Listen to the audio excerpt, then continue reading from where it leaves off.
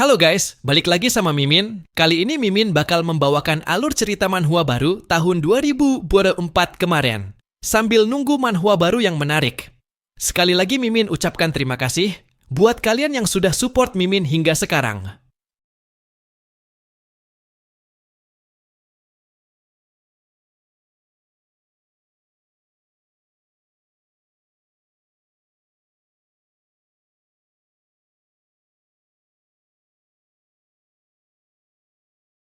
Oke, tanpa berlama-lama, mari kita mulai ceritanya. Setelah menampilkan senyum percaya diri itu, Gangli kemudian mengaktifkan teknik baru, yang diawali dengan kalimat, alam semesta besar. Petir oranye kembali menyelimuti Gangli, dan saat dirinya berkata air sungai langit, air yang dia kumpulkan sebelumnya pun, ikut menyelimuti tubuhnya. Sesaat setelah ia memutar garpu 9 giginya, Gangli pun mengarahkan garpunya ke atas, membentuk sebuah makhluk layaknya naga air. Setelahnya ia kembali menaruh garpu tersebut di belakang lehernya, dan berkata dengan tegas, bahwa dirinya adalah Jenderal Besar Tian Peng, sang penguasa Sungai Langit. Gangli kali ini mulai mengangkat garpunya lebih tinggi lagi, dan berhasil membentuk naga air tersebut dengan sempurna. Naga air ini kemudian bergerak cepat ke arah 3 dewa spiritual yang dipanggil oleh Tamamo, dan membuat ketiganya terkejut kebingungan akan kecepatannya. Dan benar saja, hanya dengan sekali sambaran naga air ini, berhasil mengenai spiritual dewa Susanoo dan juga Sutendoji. Akibatnya, mereka berdua seketika menghilang seakan terbakar oleh abu. Namun di antara kedua dewa ini, Dewi Amaterasu berhasil lolos, dengan cara bergerak cepat menghindari serangan naga air milik Gangli. Dan setelah serangan naganya telah berakhir, Amaterasu kemudian mengejek Gangli dengan menyebut wujud aslinya sebagai babi, dan menyuruhnya untuk jangan membuat dirinya marah. Kini, Amaterasu mulai mengangkat tangan kanannya ke atas, dan membentuk sebuah bola energi berwarna ungu, yang nantinya akan terpecah dan diarahkan kepada Gangli. Setelah serangannya siap, Amaterasu pun melancarkan serangannya, dan pecahan energi itu bergerak menyerang Gangli dari segala arah. Untungnya sebelum serangannya selesai, Gangli sempat memegang garpu miliknya dengan kedua tangannya, dan berhasil menahan beberapa serangan yang dilancarkan oleh Amaterasu. Dan akibat dari serangan bertubi-tubi ini, Gangli pun akhirnya terkepung oleh abu yang berasal dari lantai, yang membuat kondisinya tidak dapat terlihat. Melihat apa yang terjadi kepada Gangli, para penonton dari negeri Sakura nampak senang, dan bersorak bahwa ini adalah keajaiban. Inilah teknik terakhir dari Amaterasu, yaitu hukuman ilahi, kata mereka. Dan yang di depan berkata, bahwa meskipun Amaterasu hanyalah setetes dari jiwanya yang asli, dia masih bisa mengeluarkan serangan yang sangat mengerikan. Serangan Amaterasu masih berlanjut, hingga membuat Gangli kewalahan, dan akhirnya terlempar ke belakang. Dan terguling ke lantai, sebanyak 3 kali. Sontak kita kembali ke penonton negeri Huaxia, yang saat ini memasang ekspresi masam. Wanita yang beberapa waktu lalu memuji ketampanan Gangli, kini berkata dengan panik, bahwa Jenderal Langit Tian Peng telah jatuh atau tumbang. Yang laki di depan mulai menyadari, bahwa inilah dia kekuatan dari dewa kelas Triple S. Meskipun Amaterasu hanya setetes dari jiwa aslinya, tetap saja membuat dewa duo S dari Huaxia tidak bisa melawan lebih, apalagi sebanding dengannya. Saat ini, Gangli nampaknya sudah terbaring di lantai, dan tidak bergerak sedikitpun. Di sini terdapat 2 sosok Dewi Amaterasu, yang sepertinya adalah bentuk spiritual, dari serangan yang dia dilancarkan sebelumnya. Situasinya seketika hening, karena Amaterasu juga tidak mengatakan apapun di belakang Gangli. Setelahnya Amaterasu pun berkata, bahwa Gangli tidak lain dan tidak bukan, hanyalah iblis babi belaka. Dan tidak lebih dari seekor binatang, yang sama sekali tidak berguna. Pada saat Amaterasu sibuk ini, Gangli kemudian mulai bangkit, sembari menyuruh Amaterasu untuk pergi saja ke Baoqinshin. Energi Gangli kembali muncul di sekitaran tubuhnya, dan membuat Amaterasu bingung sesaat setelah mendengar perkataan itu.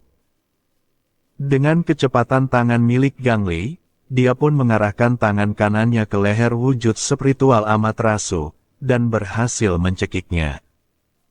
Disinilah Amaterasu kebingungan, perihal bagaimana bisa Gangli menyentuh dirinya. Sepertinya, kekuatan ilahi yang dimiliki oleh Amaterasu, tiba-tiba saja terkuras habis. Saat ini, dirinya benar-benar kehilangan kemampuan untuk melepaskan cahaya ilahi. Gangli seketika kembali ke wujud babi hutannya, dan membenarkan perkataan Amaterasu sebelumnya, bahwa dirinya memang hanyalah seekor babi. Tetapi, dirinya menegaskan tidak akan menyerah begitu saja, setelah diremehkan terang-terangan olehnya. Karena ia berhasil mencengkram wujud spiritual Amaterasu, Gangli pun kemudian membanting sosoknya ke lantai, dan berhasil menghancurkan lantai arena di depannya. Gangli, rupanya tidak berhenti hanya sampai di situ. Dia mulai membantingnya ke kiri dan ke kanan tanpa ampun. Di saat yang bersamaan, para penonton negeri Huaxia berteriak kepada Jenderal Tian Peng, daerah Niu, mulailah dengan berpura-pura lemah, kemudian memberikan serangan balik dengan menggunakan taktik yang cerdik. Jenderal Tian Peng benar-benar berani dan cerdas dalam memikirkan solusi dengan cepat. Setelahnya kita diperlihatkan sosok Chang Sheng, yang lagi-lagi dipuji oleh penonton Huaxia, dengan berkata, bahwa tidak heran jika Lu Chang Sheng bisa membangkitkan Jenderal Tian Peng atau Gangli. Soalnya kehebatan yang dia miliki, benar-benar luar biasa. Sejujurnya, hal ini sangatlah menyenangkan bagi negeri Huaxia. Harusnya yang seperti ini, dapat menghajar Dewa Negeri Sakura, untuk melampiaskan amarah negeri Huaxia selama ini. Setelah lama membanting sosok Amaterasu tanpa ampun, Amaterasu yang sudah hampir menghilang, memberikan peringatan ke Gangli, bahwa dia akan mengingat perbuatan ini. Setelah selesai menghabisi 3 dewa spiritual yang dipanggil oleh Tamamo, kini Gangli dengan gagahnya berjalan santai, ke arah Tamamo yang memasang ekspresi yang panik. Gangli bergerak dengan cepat ke belakang Tamamo, dan memukulnya dengan garpu, tepat di bagian bokongnya. Di dalam hati Chang Sheng, dia memahami, bahwa Gangli yang terus-menerus menyiksa Tamamo seperti ini, maka Tamamo no Mae, dipastikan akan mati. Setelah Tamamo mati, wujud Gangli yang awalnya besar dan perkasa, perlahan mulai menciut dan sempoyongan. Chang Sheng yang khawatir melihat kondisi Gangli seperti itu, bergegas menghampirinya, dan memanggilnya dengan sebutan jenderal. Gangli seketika menyuruh Chang Sheng, untuk jangan mendekati dirinya. Chang Sheng hanya terdiam, saat Gangli melarangnya untuk mendekat. Terlihat cairan merah di mulut Gangli, yang menandakan bahwa dia telah melewati batasnya. Saat Gangli semakin melemah dan berlutut di lantai, Chang Sheng sekali lagi kembali khawatir, dan menghampiri Jenderal Tian Peng itu sesegera mungkin. Kembali ke bangku penonton negeri Huaxia, di sana di antara mereka ada yang kebingungan, mengenai bagaimana bisa, Jenderal Tian Peng bisa jatuh ke lantai. Yang lain juga bertanya-tanya, tentang apa yang sebenarnya terjadi padanya. Gangli yang sudah lemah, memberitahu Chang Sheng dengan nada yang putus-putus, bahwa dirinya benar-benar tidak ingin dilihat oleh Chang Sheng, melihat dirinya yang sangat memalukan seperti ini. Gangli menambahkan, bahwa di mata orang-orang dan Dewi Bulan yang dia cintai, dirinya selalu menjadi pahlawan besar yang tak tergoyahkan. Tetapi kenyataannya, dirinya memanglah lemah. Dan jika dia, pada saat itu tidak merasa rendah diri, menjadi lebih berani sedikit, apakah di akhir nanti, akan mendapatkan ending yang berbeda. Gangli kemudian meminta Changsheng untuk menjawabnya, bahwa jika dirinya nanti mati, maka Changsheng harus mencari kakak senior dan juga master. Yang Gangli maksud di sini adalah Sun Wukong dan juga sang biksu. Changsheng diminta untuk membawa mereka ke makamnya, dan katakan kepada mereka, bahwa Gangli si babi tua, bukanlah seorang pengecut. Changsheng dengan wajah sedih menjawab, bahwa dirinya tidak ingin dan tidak tega, untuk mengatakan hal itu sendirian kepada mereka berdua. Changsheng seketika berteriak dengan keras, memerintah warga negeri Huaxia, untuk mempersembahkan dewa kepada mereka. Penatua Xuan yang menyadari maksud dari teriakan Changsheng itu, dengan cepat berbalik ke belakang, dan memberitahu yang lain, untuk segera menyiapkan makanan. Dan penatua meminta, agar mereka secepatnya menyediakan makanan itu. Para warga yang menonton dari televisi, nampak secepatnya ikut menyediakan makanan, untuk dipersembahkan kepada Jenderal Tian Peng. Singkatnya, setelah semua makanan atau sesajian telah disiapkan di kuil para dewa, sosok spiritual Gangli kemudian muncul, dan mulai memancarkan aura-auranya yang terang.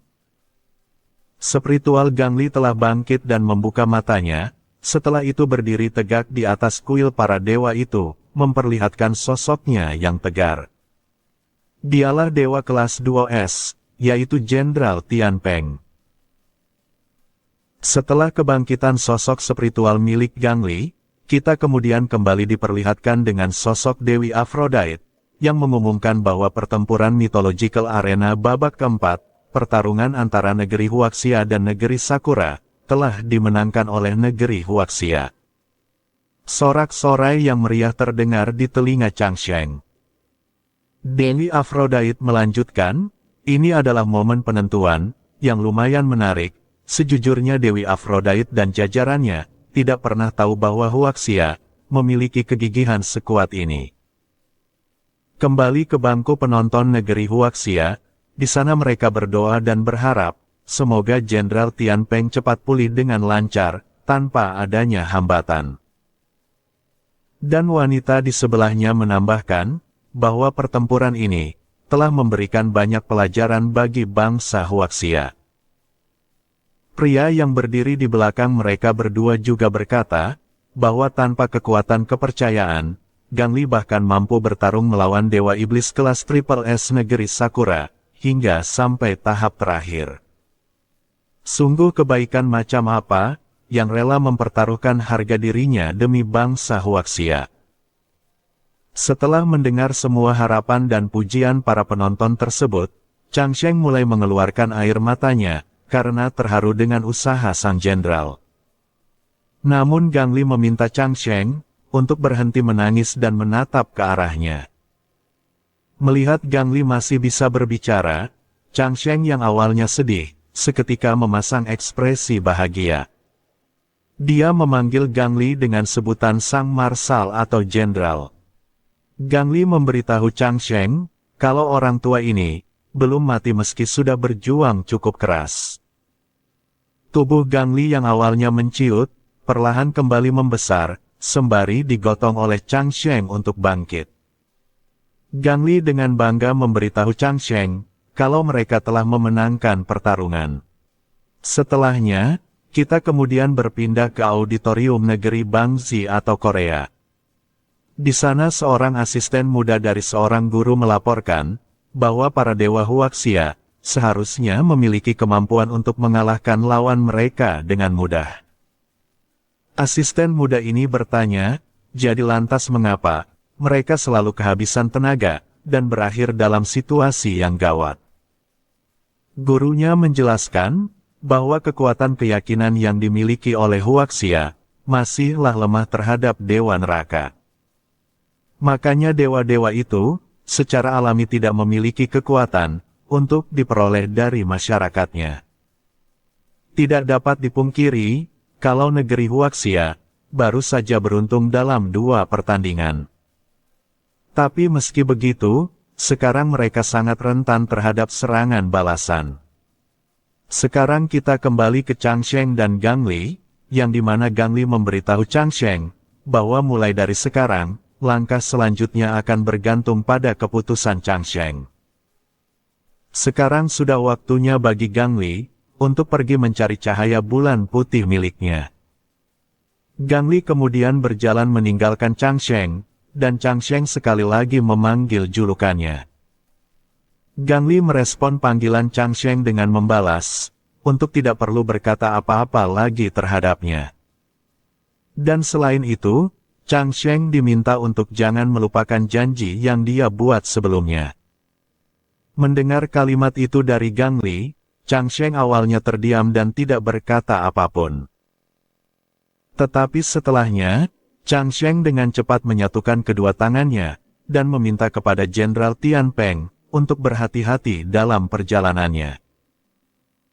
Rupanya, hal yang sama terjadi terhadap penonton negeri Huaxia. Mereka yang awalnya diam dan kecewa, seketika berteriak bersama-sama, meminta Jenderal Tian Peng untuk berhati-hati selama perjalanan. Dan benar saja, sesaat kemudian sosok dari Gangli mulai perlahan menghilang, seakan dilahap oleh abu. Sekarang kita berpindah ke Penatua Xuan, yang meminta kepada yang lain untuk menyampaikan perintahnya. Bahwa dewa yang tercatat dalam buku kuno Huaxia, Marsal atau Jenderal Tian Peng Zubaji atau Zhu Gangli, Penatua menginginkan perbuatan sang jenderal diketahui dan diingat oleh semua orang di Huaxia. Penatua menegaskan, untuk jangan membiarkan dewa Huaxia dilupakan sekali lagi oleh anak cucunya. Asistennya kemudian mengiyakan perintah tersebut, dan mulai mengeluarkan burung phoenix miliknya, yang nantinya akan memberikan pesan penatua kepada seluruh masyarakat di negeri Huaxia. Tuan kota di atas sana juga terlihat sangat sedih, mengingat Jenderal Tian Peng yang sudah tak berdaya saat Changsheng menahan tubuhnya agar tidak terjatuh. Di sini Tuan kota mengungkapkan bahwa mereka memang masih tidak layak, meski mereka adalah keturunan sang jenderal, tetapi malah berani melupakan sosoknya. Tapi ungkapan itu langsung dibalas oleh Penatua Xuan dengan lega, kalau untungnya, mereka masih punya masa depan. Saat ini, dialah harapan terbesar Huaxia. Penatua mengatakan itu saat melirik ke arah Changsheng, yang mengangkat tangan kanannya ke arah bangku penonton negeri Huaxia. Sekarang kita berpindah lagi, memperlihatkan seseorang yang memasukkan kembali pedangnya ke sarungnya. Di sana juga terlihat sesosok wanita, tetapi bagian bawahnya menyatu dengan bentuk laba-laba. Wanita ini disebut sebagai Jorogumo. Dia nampaknya telah mati, dikalahkan oleh seseorang yang memasukkan pedangnya barusan. Selanjutnya terlihat Liu Qing, yang memberikan serangan tebasan cepat ke arah Meiko, dan berhasil membuatnya muntah darah. Meiko sebelum pingsan berkata, bahwa tanpa diduga, kesenjangan kekuatan di antara mereka berdua, terpaut sangat jauh bagai langit dan bumi. Setelah berkata seperti itu, Meiko pun terjatuh ke lantai, yang menandakan bahwa Liu Qinglah pemenangnya. Setelah selesai berurusan dengan mata-mata negeri Sakura itu, Liu Qing kemudian hendak melakukan teleportasi, dan berharap, semoga saja dia belum terlambat menuju ke sana. Kembali ke Dewi Aphrodite, yang mengumumkan bahwa akhirnya, babak terakhir dari pertarungan Mythological Arena telah tiba. Pertarungan selanjutnya masih sama seperti sebelumnya, yaitu pertarungan antara negeri Huaxia melawan negeri Sakura. Namun sebelum pertarungan dimulai, Dewi Aphrodite mengaku, kalau dia sulit membayangkan bahwa akhirnya akan berakhir seperti ini. Dewi Aphrodite menambahkan bahwa mereka sudah bisa melihat perlawanan luar biasa yang dilakukan oleh negeri Huaxia dengan dewa-dewa mereka yang agung. Dan pertempuran terakhir akan menentukan kepemilikan separuh tanah dan populasi antara kedua negara yang bersangkutan.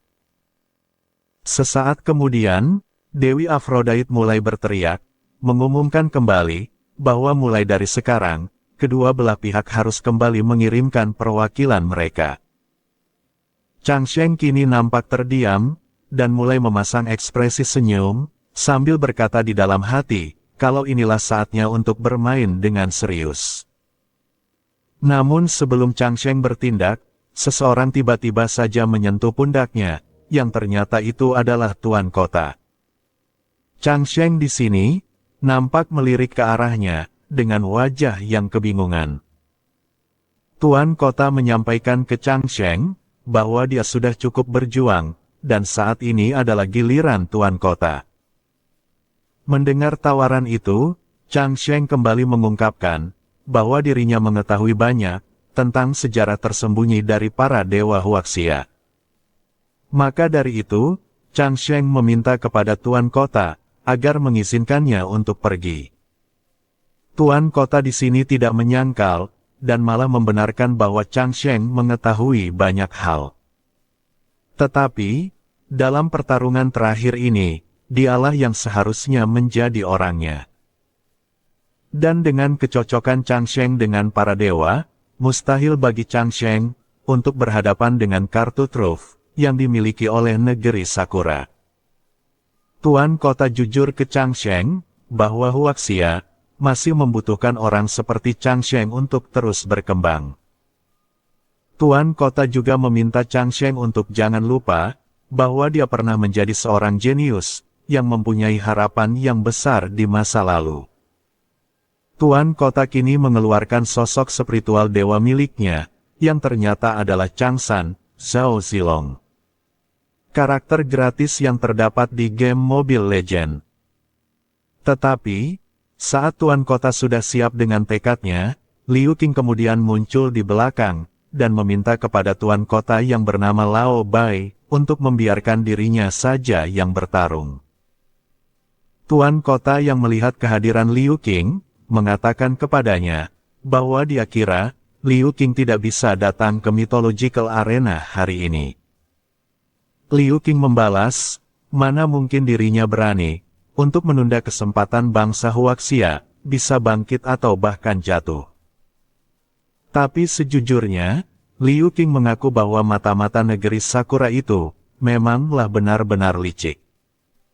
Liu Qing kemudian menyadari, kalau waktu pemilihan peserta sudah hampir habis. Saat ini, hitung mundur kembali muncul, dimulai dari 30 detik.